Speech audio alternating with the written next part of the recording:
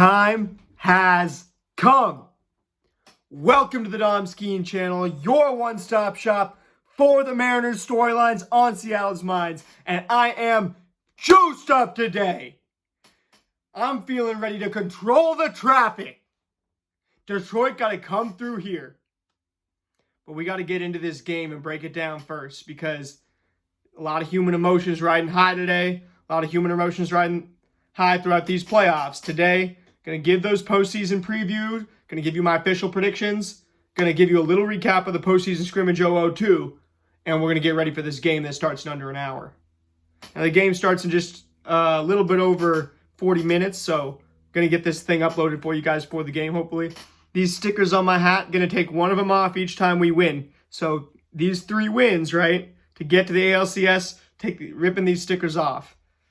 I just decided that just now. But anyway, yeah, you got Dodgers Phillies playing right now. Milwaukee beat Chicago by a bunch. Toronto beat New York by a bunch. And now it's just time for us. It's just us. And anyway, you know, the big storyline right now, Josh Naylor going to go into paternity leave when his daughter is getting born. His wife is in Arizona. He's in the lineup today, and he's on the ALDS roster. Brian Wu is not on the ALDS roster. We also went and we went ahead and didn't put Cole Young on there. We took Ben Williamson, which, if you've been watching this channel all season, you know I'm the biggest Ben Williamson fan there is. So to see Ben Williamson on the roster for the ALDS makes me extremely happy. He controls the zone. He's scrappy. I think his presence was part of what led to us scoring 45 runs in Detroit earlier this year at the right at the All-Star break. But I think that's the type of players we need, because we are going up against not just the Detroit Tigers, a team that was cold and then managed to win the wild card, right? Snuck into the playoffs, managed to win the wild card, now is facing us. But their manager, AJ Hinch, is our mortal enemy. You see, this guy cheated with the Houston Astros. All of that trash throw stuff, all that stuff, you know, with the Astros cheating, this guy is pretty much responsible. He was the one that they fired him. And now he's with the Tigers. You know, he took spent a year away from baseball, got back into it with the Tigers, and now the Tigers are good. It's not a surprise. The dude knows ball. And based on what he was saying in his press conference yesterday, he really likes Troy Melton. They look at him as a starting pitcher. Troy Melton is not somebody that we can overlook. I mean, this dude's 6'4", 210. He's a big dude, 6 pitches, averaging 97.1 miles an hour on that fastball. He's got a lot of life, and they're confident in him. I mean, judging by the fact they're sending him out here right now, right? Mize, Flaherty, and then, you know, Scooble's going to pitch tomorrow, obviously. But, like, Troy Melton, they're putting him out there for a reason. And my big comment question of the day for you all is, how many innings will each starting pitcher go tonight? How many will Troy Melton go? And how many will George Kirby go for us? Because George Kirby has been announced as our starter. He's starting this game for us. He's the hot hand. Had 2 great starts against great offenses in the last month. Striking out batters at a high clip. And, I mean, he is the safe option, too. He's a guy who hits that 9-pocket net. He hits his spots.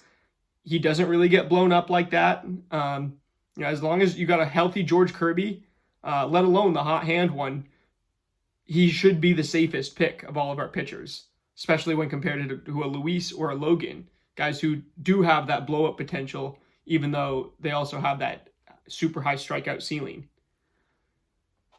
This game, my predictions, I'm going to give you guys 7-3 for this first game.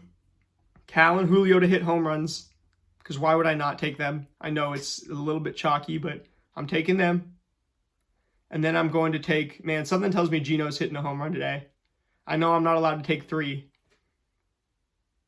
I'm gonna go Julio and Gino, and we know Cal can do it anyway. But I'm gonna go Julio, Gino. And then I'm gonna for Kirby strikeouts, gonna go 7. No, I'm gonna go 9. I mean, I would go 8, but I'm going to go 9. But anyway, you look at this game, right? You've got the scrappiest manager, AJ Hinch. You look at this lineup. It's full of speedsters.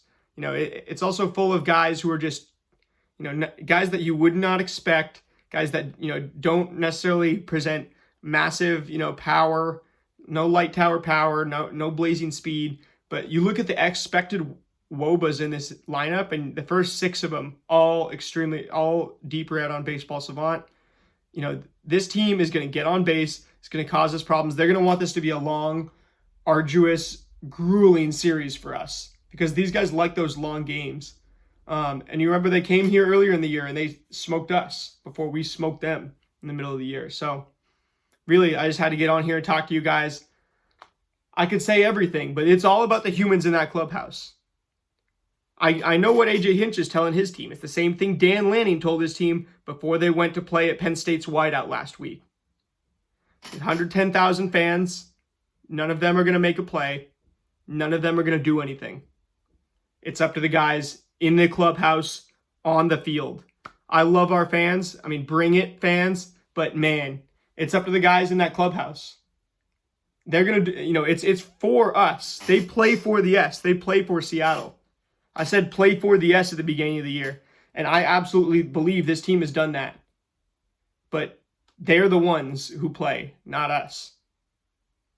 I'm going to see you after the game tonight. I'm going to recap it. Going to go into tomorrow's game with a little more of a preview. I haven't been on here to recap everything. Really didn't talk about that postseason scrimmage either. The main thing to know about this lineup, when Josh Naylor has to leave, and he will for the birth of his kid, Gino is the one who's going to go play first base, because that's the main thing that we saw. That if you don't know anything about, if we don't recap anything from that second postseason scrimmage, the one thing we need to look at is the fact that we know Rayleigh's not really a first baseman. He's a tweener. He's an outfielder mostly, and he just does not do well with those low throws that Naylor absolutely exceeds with.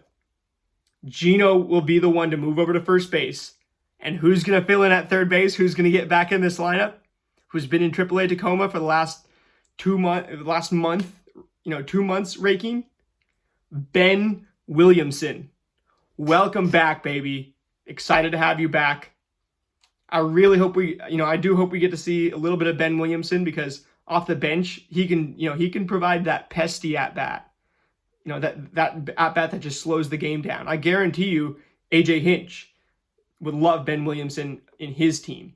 That's exactly the type of game that they're going to try to play against us. So if they want to get in the mud, we'll take them. We will take them and we will throw them down in the mud. And we will get down in the mud with them, and we're going to win. That's it. Go Ems.